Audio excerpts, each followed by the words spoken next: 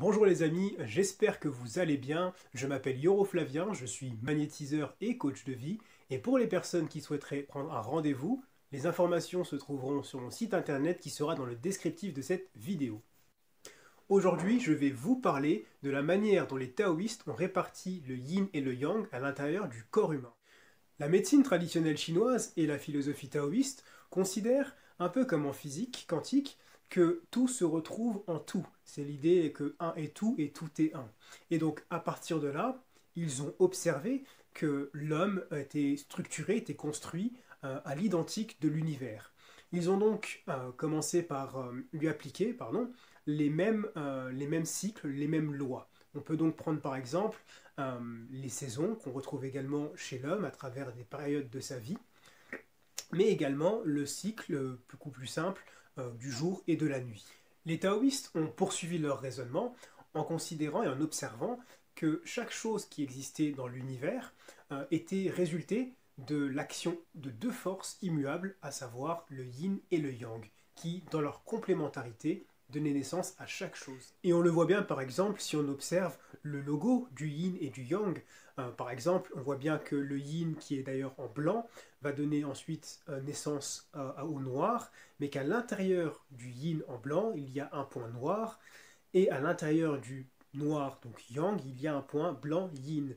Et donc, dans leur complémentarité, à chaque fois qu'une force arrive à son apogée, elle donne naissance à la suivante, et ainsi de suite, et ça forme une boucle infinie. Et donc, les taoïstes ont appliqué ce principe de dualité à toutes les choses qui existaient. Donc si par exemple je reprends, comme je disais en début de vidéo, les cycles, si par exemple on prend les saisons, l'été par exemple sera yang, l'hiver sera yin.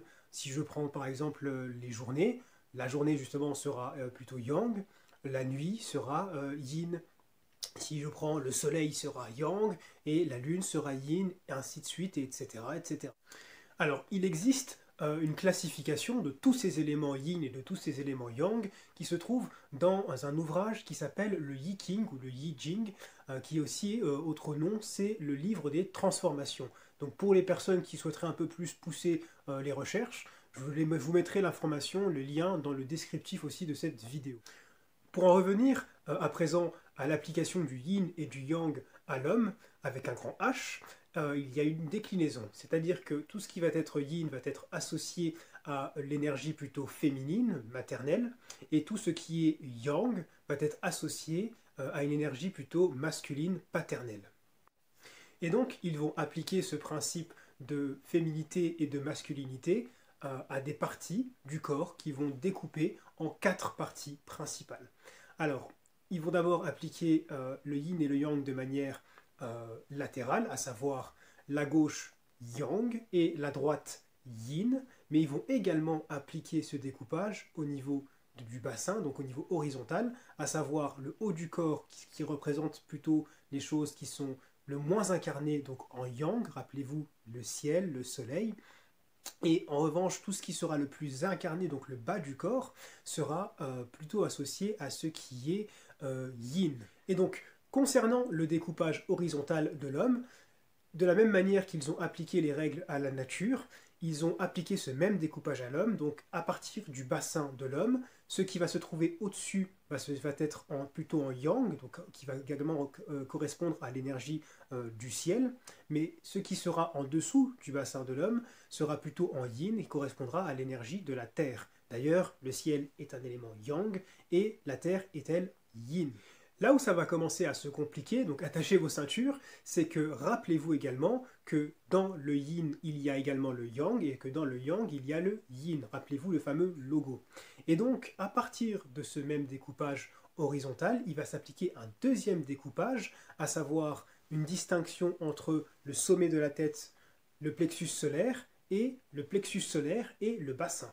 Et il va se voir attribuer un même découpage yin et yang, à savoir que dans la partie supérieure du corps yang, la partie la plus haute sera yang également, et la partie la moins haute, mais au-dessus du bassin, sera yin. Et donc, vous l'aurez compris, la partie inférieure du corps humain verra également le même découpage, à savoir majoritairement yin, mais un premier découpage se fera à partir du plus haut du yin, qui sera donc yang, donc du bassin au genou. Mais par contre, la partie inférieure de cette partie yin sera donc des genoux aux pieds et sera yin. Donc du coup, on aura un découpage yin, yin, ensuite yin, yang entre les genoux et le bassin, mais au-dessus du bassin, ce sera yang, yin, mais au-dessus, avec la tête, ce sera yang, yang. Faut s'accrocher.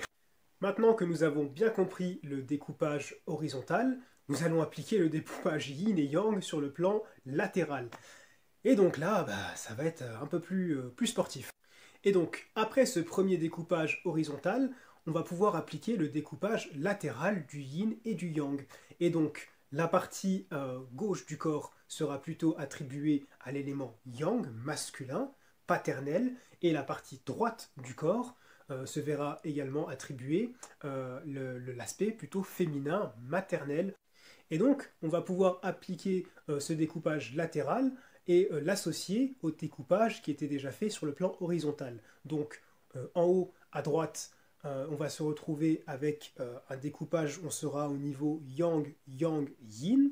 En haut, à gauche, on sera en yang, yang, yang. Si on passe maintenant à l'étage inférieur, donc entre le plexus et le bassin, on sera à gauche en yang, yang, yin, et à droite en yang, yin, yin.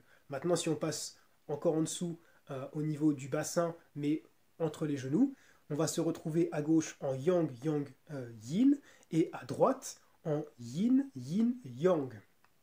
Et enfin, le découpage des genoux au niveau des pieds, à gauche, on sera en yin, yang, yin, et à droite, on sera en yin, yin, yin.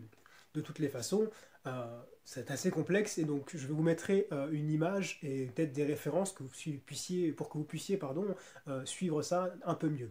Et donc, encore une fois, vous l'aurez compris, le yin et le yang ont un point de référence, mais qui est subjectif, c'est-à-dire que le yin, il y a toujours un yin d'un yang, par exemple. Si je prends avec de l'eau chaude ou de l'eau froide, le point le plus chaud sera yang, mais dans ce point le plus chaud, le point le plus froid sera yin à nouveau.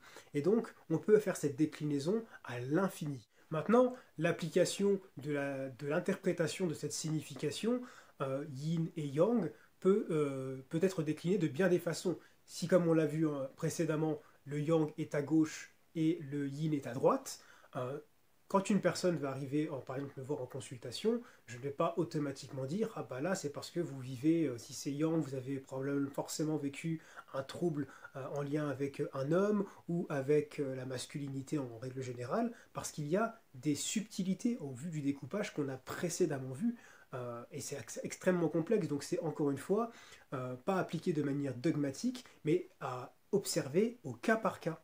Et de la même manière, il y a du yin dans le yang et il y a du yang dans le yin, ce qui veut dire qu'un homme a également du yin et du yang, et une femme a également du yang et du yin. Et c'est un équilibre qui est indissociable. Toutefois, il est important de considérer que lorsque l'on fait référence à une énergie yin ou yang, cela peut correspondre soit à sa paternité, soit à la masculinité présente en lui, soit à un enfant ayant une énergie yang. De la même manière, pour le yin, ça peut faire référence soit à une maternité, soit à la féminité présente en la personne, soit à une fille qu'ils auraient dans une énergie plutôt yin. Voilà les amis, nous arrivons à la fin de cette vidéo. Alors, elle a la nécessité de faire un petit peu de gymnastique intellectuelle, mais pour autant elle était très importante pour mieux comprendre la signification émotionnelle des mots du corps physique du point de vue de la médecine traditionnelle chinoise. Si cette vidéo vous a plu, merci de mettre un pouce vers le haut. Vous pourrez également la commenter, la partager. Pensez à vous abonner à ma chaîne également pour ne pas manquer les prochaines vidéos que je mettrai. Et d'ici là, je vous dis portez-vous bien, prenez soin de vous et je vous dis à très bientôt.